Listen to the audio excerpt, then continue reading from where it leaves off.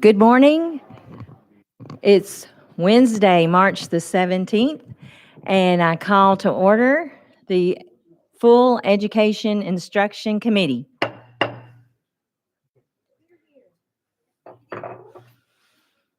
Pardon me for being late again. Criminal justice went up to the wire, and thank goodness it's close by. So, your indulgences, I appreciate it. Mr. Clerk, will you please call the roll? Yes, ma'am. Representative Sapicki. Here. Dixie. Here. Griffey. Harris. Haston. Hicks of Washington. Manis. McKenzie. Here. Parkinson. Reagan. Here. Rudder. Sparks. Here. Warner. Here. Vice Chair Lady Weaver. Chair Lady Moody. Madam Chair Lady, you have a quorum. Thank you so much. And as usual, I'd like to invite anyone that would like to stand with me and we'll recite the pledge. Thank you.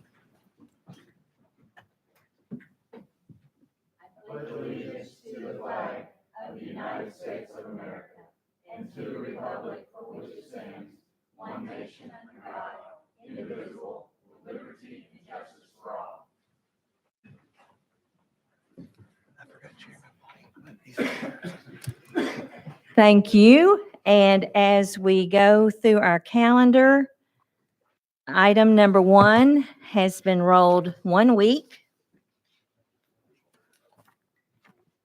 And that brings us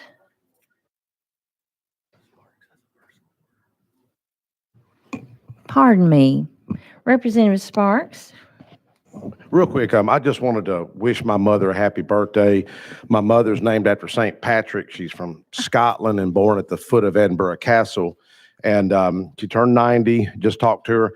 But I want to challenge everyone here, speaking of education, go read the history of St. Patrick. There's a nice movie on YouTube. Just type in St. Patrick and how he used St. Patrick for his glory. An astonishing story of St. Patrick. So thank you. Thanks, Chairman. Thank you for that. We do say happy birthday to your mom. My mom has been gone almost 2 years, and it's good to always remember our moms. So thank you for that reminder, too, about St. Patrick's. It is an interesting history lesson, and since we're on education, let's go do it. There'll be a test. No. Does anyone else have personal orders? All right, seeing none, we'll go back to our calendar, and we have number 2, I believe, Chairman Reagan, that one's rolled also, or not? I can present right now. The individual, of course, because of COVID restrictions and so forth, is not here to answer questions. I don't think there's going to be any controversy with this, so I'd like to present it. That'll be fine. Thank you, Madam Chair. Ladies and gentlemen of the committee, I am nominating Mr. Second, third. Thank you. Continue, Chairman Reagan.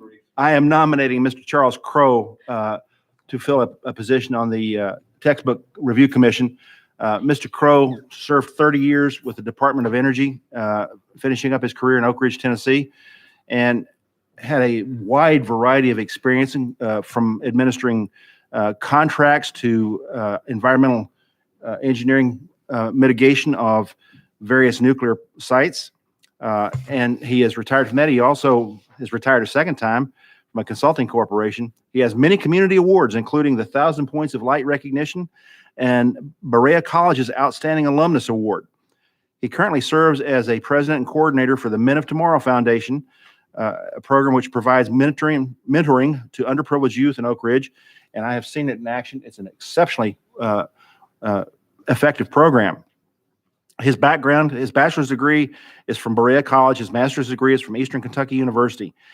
He's been a commencement speaker at Berea College and was awarded an honorary doctorate degree for his humanitarian service. He has 2 children, obviously a wife. The 2 children are Nicholas and Rebecca. If there are questions, I think I could field them on his behalf, but I know the man personally, and he is an outstanding individual.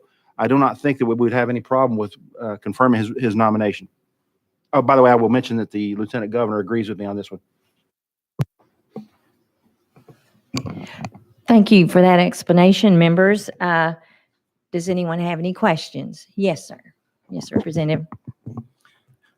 Thank you, Madam Chair. And it's not a question. I have known Charles Crow my entire life. Well, my first internship was under his watching Steve. We're in the same fraternity. He and his wife are just stalwart members of the Oak Ridge and Anderson County community.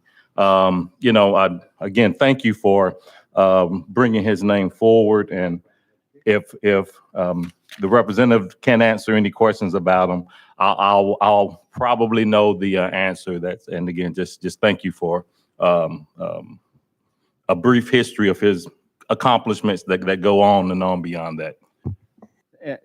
Madam Chair. Yes, Chairman. I certainly do appreciate that endorsement from someone who knows him better than I do. But like I said, I know the man, think very highly of him. Educationally, like I said in the introduction there, he has a bachelor's and a master's and has been involved in a variety of activities that I think would be beneficial on our textbook review commission. Thank you for that. Next, I see Representative Harris. Union. Thank you. Chairman Zapicki. Question on the bill.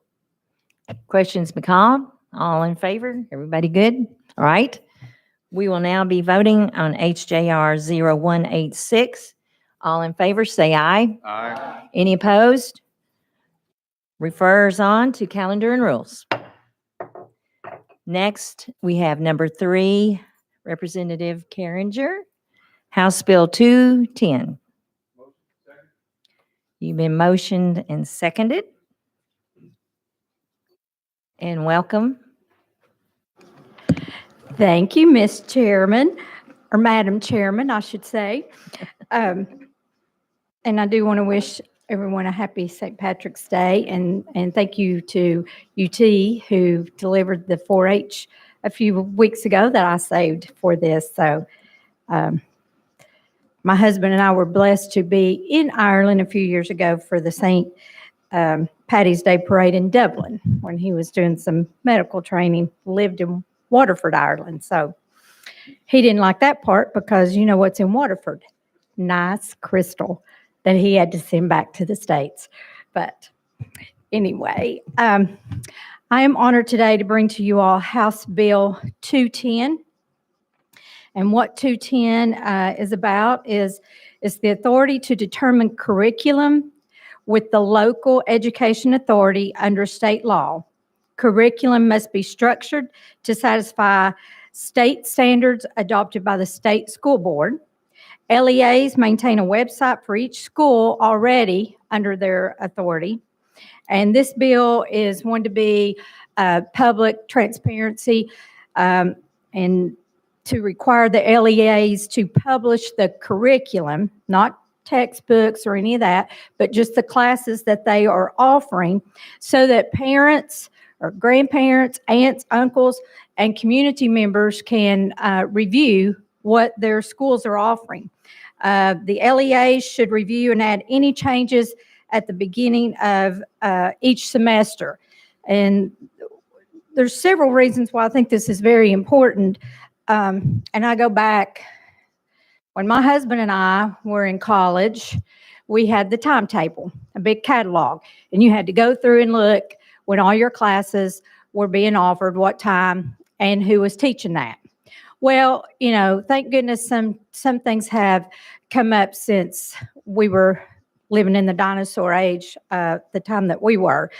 And it was very helpful when my son and daughter were attending college and we could go online and pull up, you know, they pulled up what classes were being offered, what room it was in, what professor was teaching it, and what time. So the legislator passed legislation that allows a student to attend an adjoining LEA for classes that are not provided in their LEA district right now. So this is one way of, you know, parents and grandparents knowing, I mean, how do you know what your neighboring LEAs are offering? And I think this will be a lot easier for the schools because they're not getting phone calls from everyone wanting to know, do they offer this or offer that? So it's essentially letting the LEAs decide. And I just think it's a great way for our parents, grandparents, and all to be able to know, what their children are very much interested in and being able to take those classes also. So with that, I'll leave it up to if anyone's got any questions. And Thank you so much for that explanation.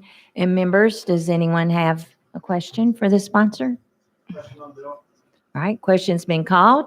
I see no objection.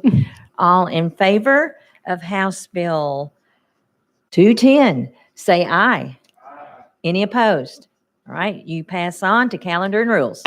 thank you so much. Thank you. What a wonderful committee we have here. Thank you all.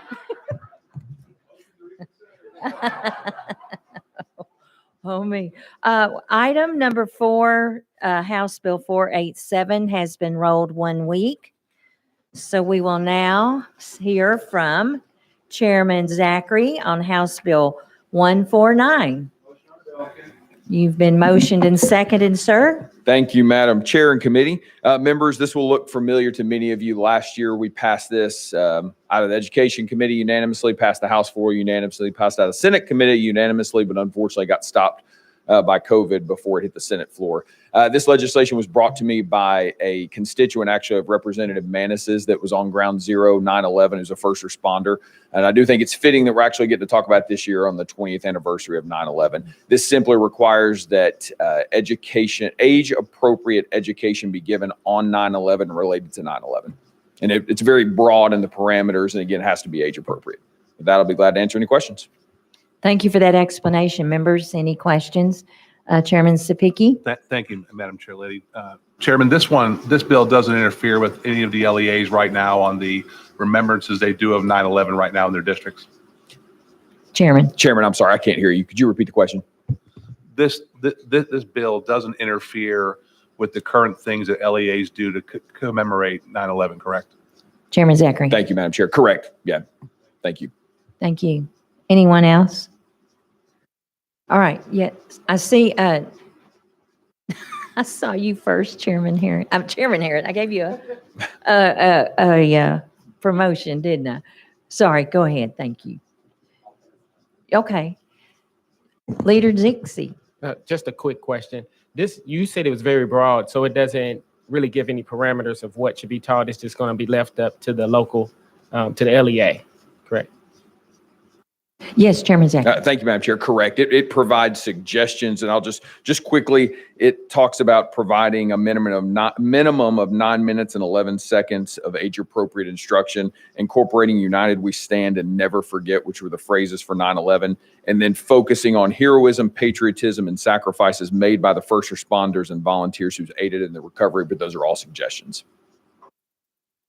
Chairman Dixie. Oh, thank you. I appreciate you for bringing Thank this. Thank you. Yes. All right, thank you. Question's been called. I see no opposition. All in favor of passing House Bill 149, say aye. Any opposed? Hearing none, you will go to calendar and rules. Thank you, Madam Chair and Committee.